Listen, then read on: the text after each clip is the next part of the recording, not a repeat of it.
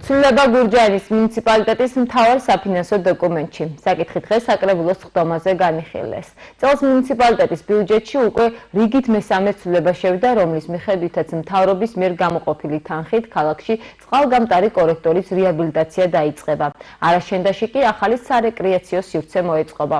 გარდა ამისა, გაიზრდება რამდენიმე IP-ის დაფინანსებაც.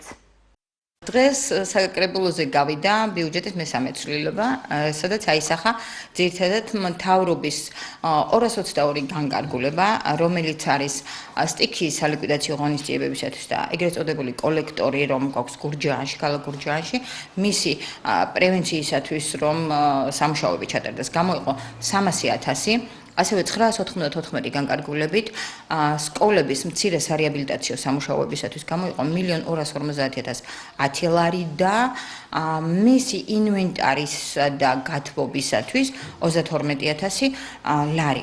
რაც შეეხება ასევე გამოიყო რეგფონდებით მაღალმთიანი არაშენდაში სოფელში ბავშვთა გასართობი და სატრენაჟორო სივრცისთვის 217,177.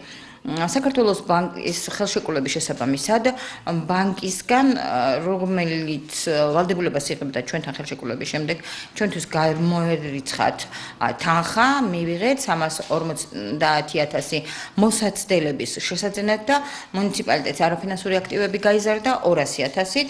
ეს მუნიციპალიტეტი თავის შეხედულების ამებ გახარჯავს, თუმცა აქტივებშია ეს თანხა ასახული.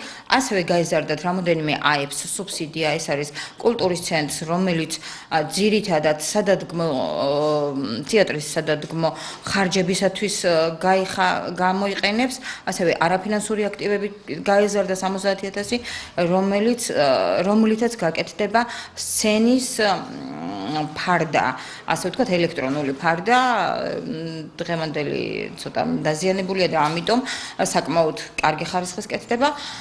ასევე გაიზარდა სპორტის AEPS 40,000-ით, ტრანსპორტის AEPS გაიზარდა 65,000 და ანსამბლი გურჯაანს 5,000.